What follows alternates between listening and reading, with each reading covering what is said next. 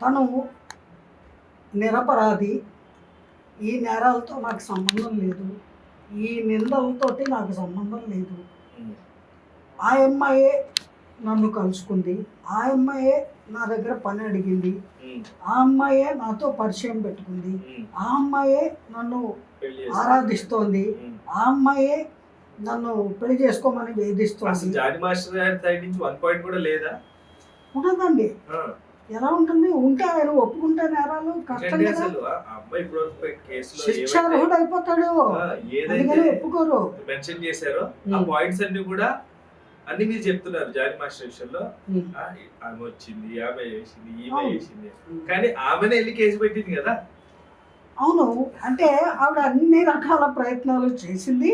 నేను దేనికి లొంగకపోవడంతో కసి కొద్దీ నా మీద కంప్లైంట్ ఇచ్చింది అనే చెబుతారండి. అయితే ఈ కేసు ఎక్కడ బలపడుతుంది? సాక్ష్యాధారాలు స్ట్రాంగ్గా కనుక ఉంటే, ఈ ఏవైతే ఆరోపణలు చేశారో వాటన్నిటికీ కూడా బలమైన సాక్ష్యాధారాలు కనుక ఉంటే, అప్పుడు న్యాయస్థానానికి ఈ కేసు వెళ్ళాక అక్కడ వాదోపవాదాలు జరిగిన మీదట జడ్జి గారికి మొత్తం విషయము అవగతం అవుతుంది. అప్పుడు వారు ఫైనల్గా తీర్పు ఇస్తారు. అంతవరకు నిందారోపణలు చేసిన వాళ్ళు కానీ, లేదా నిందితుడిగా అక్కడ ఆరోపించబడిన వ్యక్తి కానీ దోషి అవ్వరు. రెండోది, ఎవరు తాను దోషి అని అంగీకరించరు కూడా ఇక్కడ. అందుకని పోలీస్ కస్టడీలో ఉన్నంత వరకు ఎవరైతే అక్కడ నిందారోపణలకు గురై ఉన్నారో వారు నేను ఏ నేరము చేయలేదు, నిరపరాధిని అనే అంటారు. ఎన్ని రకాలుగా పోలీసు వారు ఆ కంప్లైంట్ని దృష్టిలో పెట్టుకొని ప్రశ్నలు అడిగినప్పటికీ కూడా ప్రతి ప్రశ్నకి నాకు తెలియదు, నాకు సంబంధం లేదు, నేను నిరపరాధిని, నేను అమాయకుణ్ణి, నా పని ఏమిటో నేను తలంచుకు చేసుకొని వెళ్ళిపోయేవాడిని, నా ఎదుగుదలని చూసి ఓర్వలేక ఆ అమ్మాయికి వెనక ఉండి లేదా పక్కనే ఉండి ఎవరో ప్రోత్సహించి నా మీద ఇలా తప్పుడు కేసులు పెట్టించారు అనే చెబుతారు. కానీ అవునండి నేను ఆ రోజుకి అరవంలో అమ్మాయిని ఆహా ఊహు చేశాను అని ఎవరు ఒప్పుకోడు. అలాగే బొంబాయిలో హోటల్ రూమ్లో నేను అమ్మాయితోటి ఫిజికల్గా కాంటాక్ట్ పెట్టుకున్నాను, అమ్మాయికి ఇష్టం లేకపోయినా బలవంతంగా నా కోరిక తీర్చుకున్నాను, రేపు చేశాను అని ఎవరైనా చెప్తారా? భలేవారే అండి మీరు, చెప్పరా? అది వాస్తవమే అయితే సాక్ష్యాధారాలు కనుక అక్కడ గట్టిగా ఉంటే నిరూపిస్తారు. కానీ ఏ పాయింట్ లేకుండా జానీ మాస్టర్ లాంటి పెద్ద వ్యక్తి మాట్లాడిన తర్వాత రేపొద్దున ఆయన నిజంగా కూడా దోషి నిర్ధారణ అయితే అంతే బ్యాడ్ నేమ్ కూడా మూట కట్టుకోవాలి కదా జానీ మాస్టర్. అంటే పాయింట్ లేకుండా ఆయన కూడా మాట్లాడారు కదా, అది కూడా అనుకోవచ్చు కదా. అందుకే మొదటి నుంచి నేను చెప్పేది ఏమిటంటే, ఎవ్వరూ కూడా వాస్తవాలు తెలియనప్పుడు ఫలానా వాళ్ళని దోషి అని అనకూడదు. వాళ్ళల్లో నిర్దోషిత్వాన్ని నిరూపించుకోవడానికి వాళ్ళు అక్కడ విశ్వ ప్రయత్నము చేస్తారు. బట్ ఇద్దరిలో ఎవరో ఒకళ్ళైతే దోషి ఉంటారు.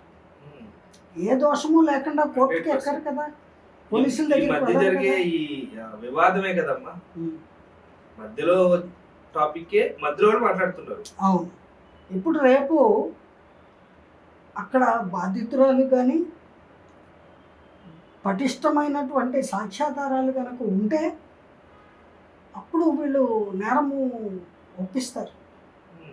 ఒకవేళ బాధితురాలు ఫేక్ కంప్లైంట్ కనుక ఇచ్చి ఉంటే, ఎవరో వెనకో పక్కో ఉండి కుట్రాలు పన్ని ఇతన్ని ఎదుగుదల చూసి ఓర్వలేక కంప్లైంట్లు కనుక ఇప్పించి ఉంటే అప్పుడు ఆ అమ్మాయి శిక్ష అనుభవించాల్సి వస్తుంది కదా.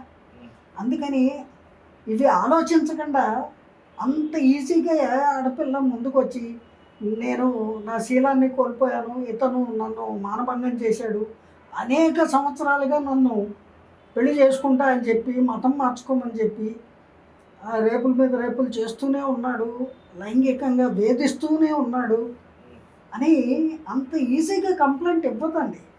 అక్కడ తనను తాను బ్యాడ్ చేసుకుంటున్నట్టేగా అమ్మాయి. 100% ఆల్రెడీ దానివల్ల ఏం పొందుతుంది?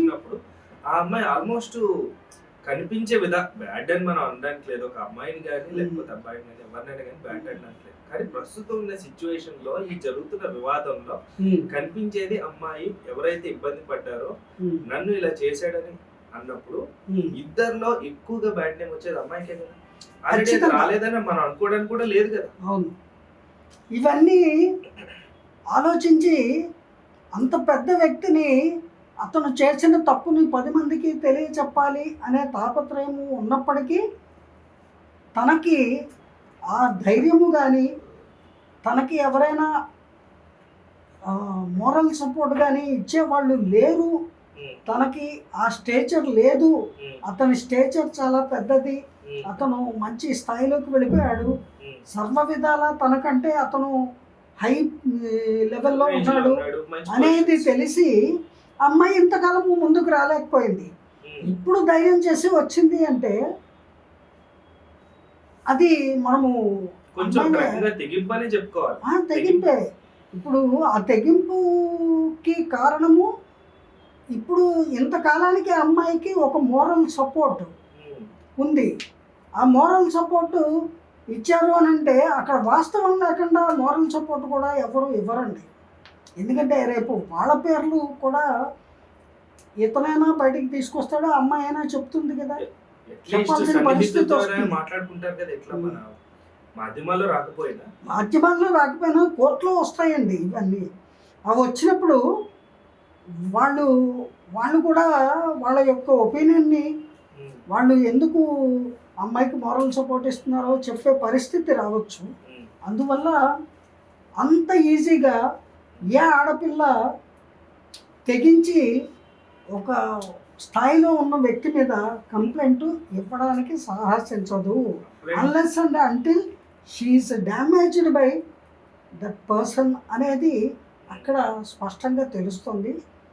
అయితే దాన్ని మనము ఊహించుకోవడం కంటే నిజ నిర్ధారణ అయ్యాక జడ్జిమెంట్ తెలిసాక మాట్లాడుకుంటే బాగుంటుంది అని నా ఉద్దేశం. ఎగ్జాక్ట్లీ మీరు చెప్పిన పాయింట్ నేను కూడా ఏకీభవిస్తున్నాను. ఎందుకంటే ఒక అమ్మాయి ఇబ్బంది పడింది అని ఆమె అంతటా ఆమె అది ఒక ఇబ్బందికరమైన వాతావరణమే. ఎందుకంటే కేసు పెట్టారు అయిపోయిందంటే కాదు, రేపు పొద్దున్న బయటకు వెళ్ళినా కానీ అమ్మాయిని అట్లనే చూస్తారు.